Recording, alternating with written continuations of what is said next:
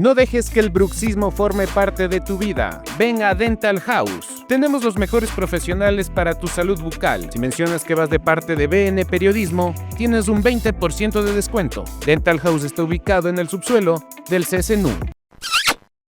Amigos y amigas, Ecuador se encuentra bajo el agua. Desde enero del 2025, las intensas lluvias han generado que más de 82.000 personas se vean afectadas. Con corte al 8 de marzo del 2025, sabemos que Manabí es la provincia más golpeada. Y en general en todo el Ecuador, hasta el día de grabación de este programa, se han generado más de 1.376 incidentes.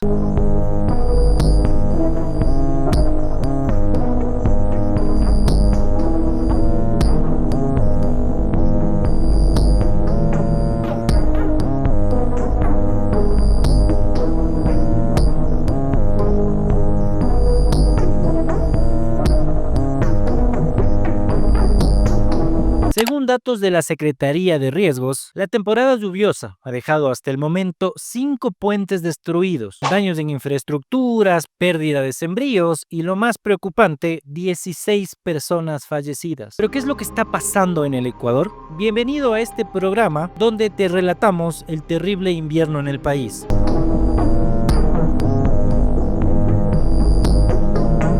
Ecuador lamentablemente es un país multiamenaza. Si no es una cosa, es la otra. Si no son las lluvias, son los volcanes. Si no son los incendios, son las inundaciones. Y si no son las inundaciones, es la clase política que no hace absolutamente nada para prevenir las inundaciones, los incendios y todos los desastres naturales. Porque, a ver, hay cosas que realmente no podemos controlar y que se salen de nuestras manos y bueno, tampoco se puede culpar de todos los políticos, pero lo que sí se les puede culpar es de la falta de prevención. ¡Detesto la política! Ya para relatarles qué es lo que está pasando en cada uno de los cantones afectados, por ejemplo, en Portoviejo, algunas parroquias fueron afectadas por el crecimiento del río Chico. 15 cantones de la provincia de Manabí están afectados por lo crudo del invierno. Las lluvias caídas en la provincia de Manabí afectaron gravemente a las infraestructuras de ciudades como Rocafuerte y Montecristi. Las inundaciones dañaron las carreteras principales, interrumpieron el transporte y provocaron inundaciones en muchas zonas. Por otro lado, en Loja, las fuertes lluvias provocaron el desbordamiento de 2 ríos, del Zamora y del río Malacatos. Esto dejando graves inundaciones en calles aledañas al centro, el colapso de un puente y afectaciones a viviendas. Continúa afectando al sur del país y causando destrozos.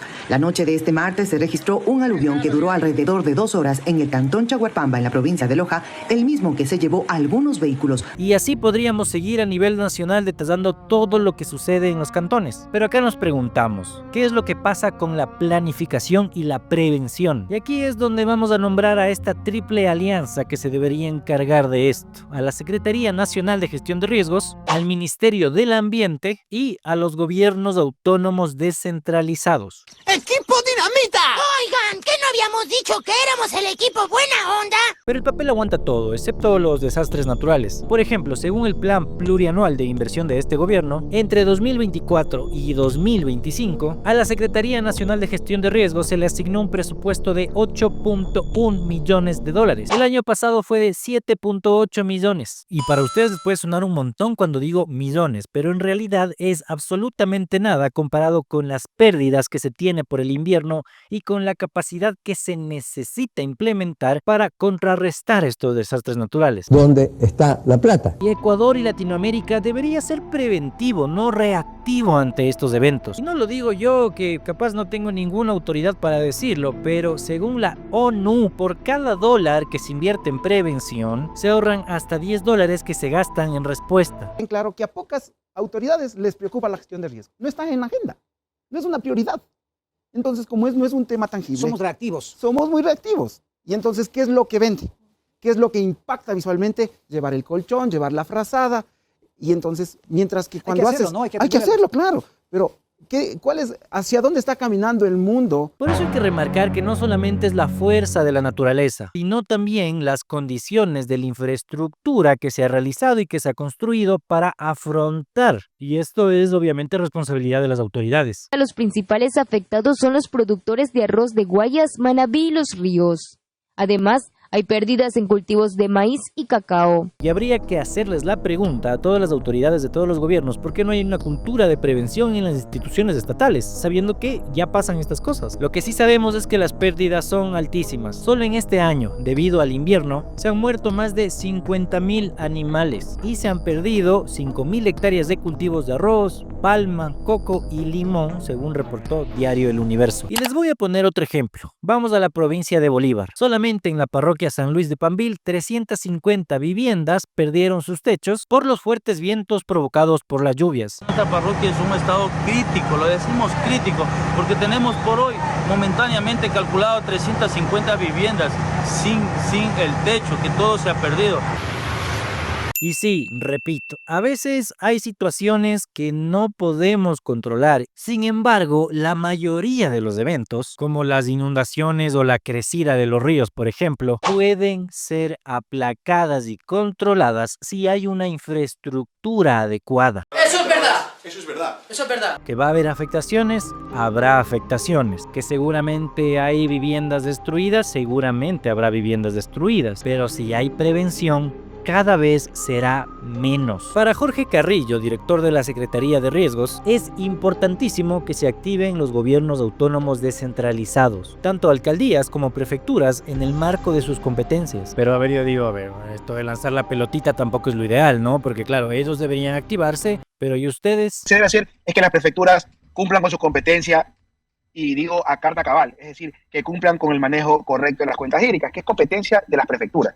Cuando un muro se rompa, cuando un río se desborde cerca de una población, es que las prefecturas no han tomado las previsiones del caso. Eso es la realidad. En el caso eso es en el tipo de inundaciones de tipo fluvial, es decir, por desbordamiento de ríos. Cuando uno hace una población cerca de un cuerpo hídrico, debe hacer bordos, lo que se llaman en otros países bordos o diques de protección a la llanura e inundación.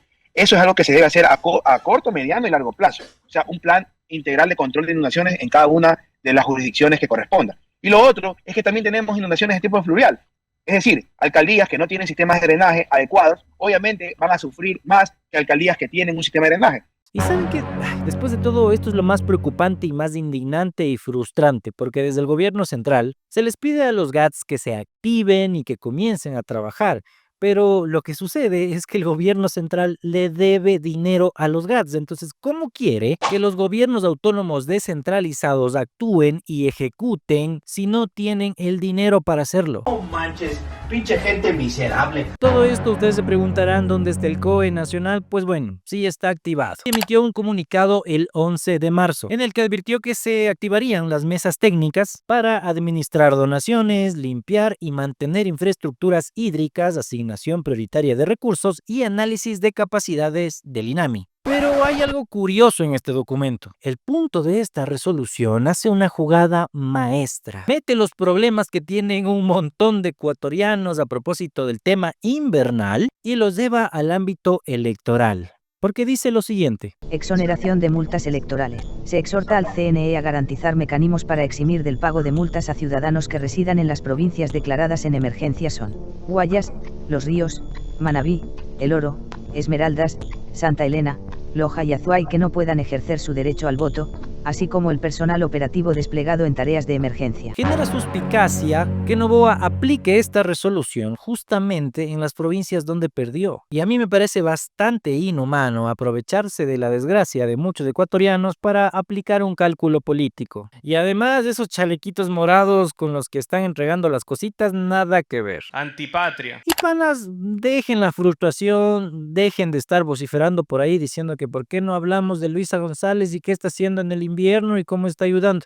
Esa no es autoridad, ¿qué podemos decir? Pues si llega a ser autoridad, le caeremos con la misma rigurosidad y crítica. Desde BN Periodismo queremos decir que Ecuador enfrenta una gravísima crisis provocada por las lluvias intensas que todos los días vemos en las calles, con impactos devastadores para las viviendas, para la ganadería, para la agricultura, para la infraestructura. Sin embargo, como ya repetimos hasta el cansancio, el problema es la falta de planificación y prevención. Lo que deberíamos exigirle al próximo gobierno que vaya a llegar es que implemente este tipo de políticas en su plan de acción, porque no tiene ningún sentido saber que quizá este año viene la temporada de incendios en Quito y no se ha hecho absolutamente nada para evitar este tipo de sucesos, o que quizá en el 2026 haya otra temporada invernal en la costa y se sigan viendo los mismos escenarios con gente perdiendo sus casas, sus empleos, sus sembríos y sus animales. La idea, como ya dije, es que cada vez sea menos y se vea el trabajo del gobierno nacional, lo cual hasta ahora no se ha visto.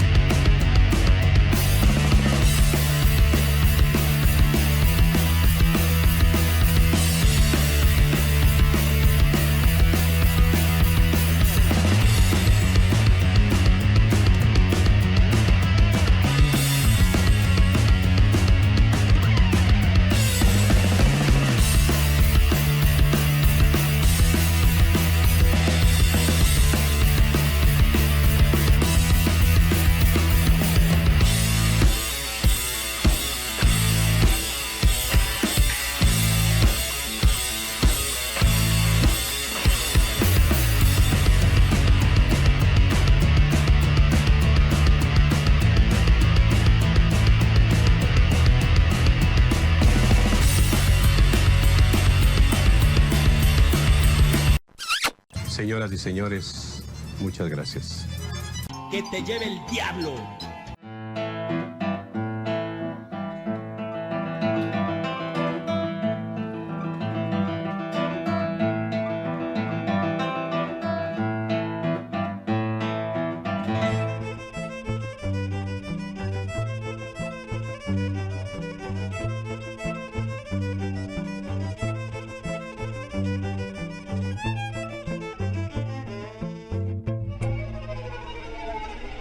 Thank you.